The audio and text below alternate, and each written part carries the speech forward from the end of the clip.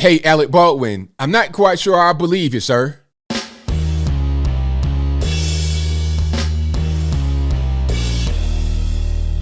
How's everybody doing? My name is Anthony Brian Logan, and today we got to talk about Hollywood actor Alec Baldwin giving his side of the story as it relates to what happened on the set of the movie called Rust, where he quote unquote accidentally shot and killed the movie's cinematographer by the name of Helena Hutchins, and may she rest in peace. He also shot and injured the director by the name of Joel Sousa. Now, during an interview on ABC with George Stephanopoulos, Alec Baldwin said that he did not actually pull the trigger on that fateful day. Now, $1 million question you guys may have is, how does a single action revolver go off without pulling the trigger? What's going on? He gave an explanation, and that could be legitimate, but it does not exonerate him. Now, before I go any further into the rabbit hole, let's roll a clip. And if you want to see the full interview, I'll link to that in the description box. But what I'm going to play right here is kind of a preview, a snippet. You're going to see him start crying and get all emotional and whatnot. But after we get done watching that, I'll come back. I'll talk about what he said there. Then I'll give you my 2 cents and my deep detailed analysis. And then I'll wrap it on up with a nice bow on top. So without further ado, let's go ahead and roll it. She was someone who was loved by everyone who worked with and liked by everyone who worked with and admired.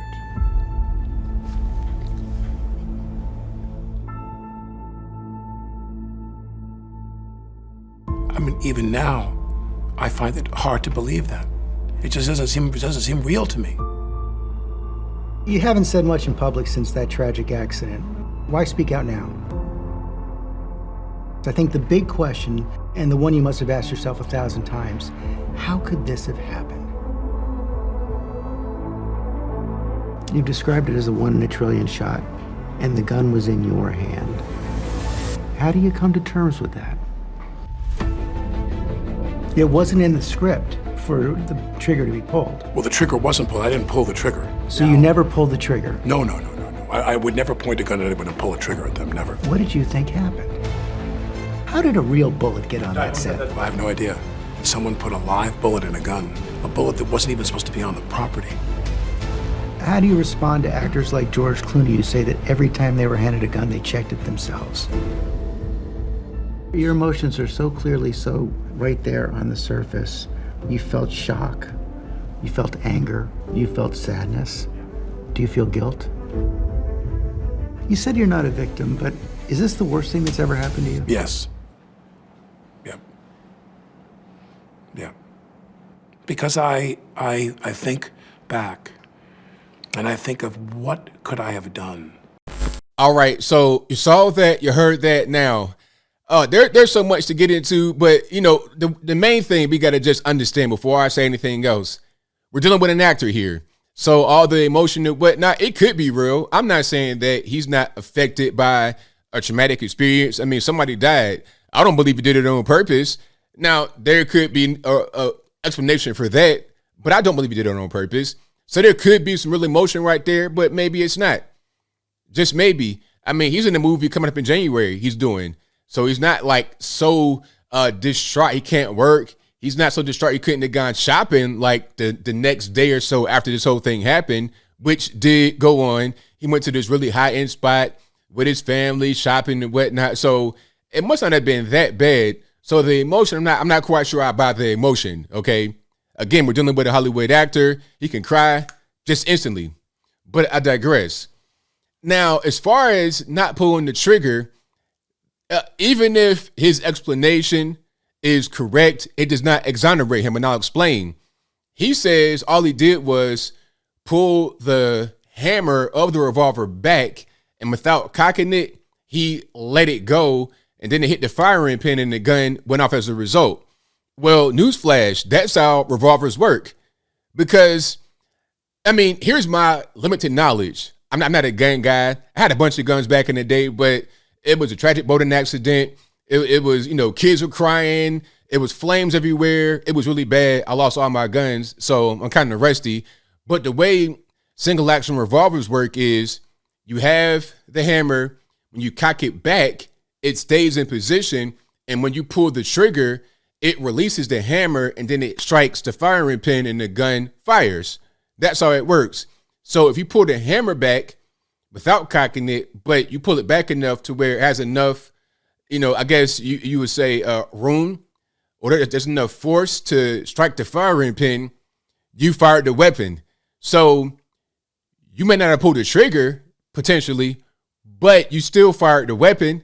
It was still in your hands. You still aimed it. And the particular moment where he shot the weapon, it was not in the script. It was not something that was part of the movie. He was practicing. He was practicing at that point. So just proper gun safety says if you're practicing with a weapon, somebody shouldn't be right in front of you. It's like this. If I go to the shooting range, there's not going to be a person in the range by the targets and stuff like that. That's not going to happen. I don't care if my gun is empty, if my gun's loaded. I was always taught as just proper gun safety.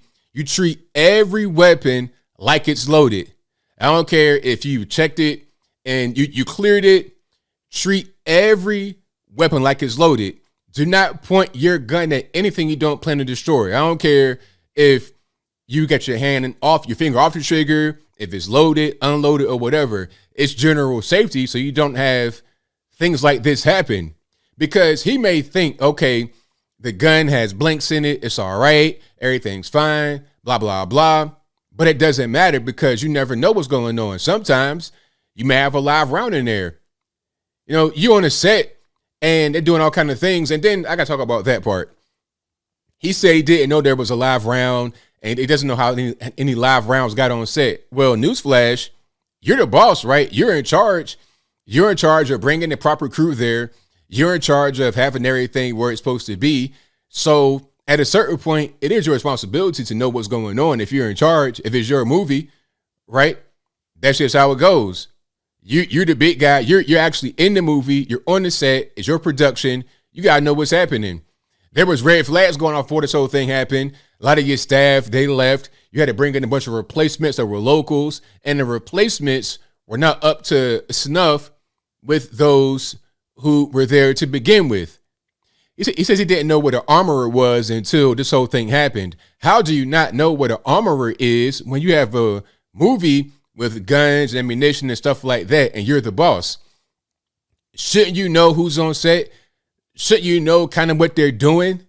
I'm not saying you got to have a deep, detailed knowledge of every role, but if you're the boss, shouldn't you know who your staff is a little bit or know some of their functions? I mean, come on. And the whole thing about not knowing there was live rounds on set, so you didn't know they were taking the guns from the set and shooting beer cans with it, like I said in previous videos. And if they're shooting beer cans, are they drinking the beer before they shoot the cans? So, I mean, what kind of set are you running, sir? Somebody else got a really bad spider bite and their arm is looking like I'm talking about raw chicken. It's really gross. I'm surprised the arm has not been amputated. Like, I'm talking about from the shoulder down. It's really bad. And if you want to see that, links in the box. But viewer be warned, it's nasty. I'm not going to show it here because it's that gross. But anyway, I digress. The whole point is that I'm seeing a bunch of deflection and finger pointing and no responsibility, no accountability. It's your movie, Alec Baldwin. You aimed the gun at somebody. I don't care if you had your finger off the trigger, if it was on the trigger. I mean, his explanation there was bad. And it kind of goes back to what I was saying in my original video. There needs to be a lot of gun education, gun safety. A lot of these anti-gun guys, like Alec Baldwin pretty much is, a lot of these anti-gun guys are just ignorant about guns. They don't know anything about them. So yeah, they're going to be afraid of guns because they don't get it. They want nobody to have guns. They want nobody to be able to arm themselves, as is their constitutional right, because they're afraid and they don't know. So I think part of his sentence when he goes to the penitentiary, to the hoosgoo, to the upper room or wherever he goes, part of his sentence should be some kind of gun safety lesson, gun awareness, because the whole thing was preventable. Even if there was a faulty weapon, it just happened to go off by itself with no human interaction or whatever, which is false. But even if that happened, if you would have followed proper gun safety, this wouldn't have gone on. If you would have checked this weapon, if you would have had proper staff there to ensure there was no live ammunition, to ensure all the weapons were taken care of properly, this wouldn't have happened. This is totally preventable. And he cannot escape accountability here. At the end of the day, as I close, he aimed the weapon. He was quote unquote practicing. If you're practicing with a weapon, why are you pointing it at somebody? Don't do that part. Point it at a dummy or something. Don't practice in front of a person, because now we see what the tragic results of that could be. And I think I'll leave that right there for now. And what say you? How do you feel about what Alec Baldwin said during the interview on ABC? Have you seen the full thing, the clip, or whatever? Whatever your thoughts are, let me know in the comments below. You guys know where I stand. I think that Alec Baldwin is trying to escape responsibility here. And I know the federales are, they're tuned into the interview. They had a DVR or whatever set ready to watch the entire thing from the front and the back, side to side, because they want to see anything in that interview that can be used against them. That's what they want to see. So yeah, he's going to say, well, I don't feel remorse. I didn't pull the trigger. He's going to say all those things to try and help him in his criminal case, because there is a case that's pending potentially against Alec Baldwin. So he's in some legal trouble right now. I think what he's saying has been advised by a lawyer, and he's trying to craft a narrative to paint him as a victim rather than the perpetrator.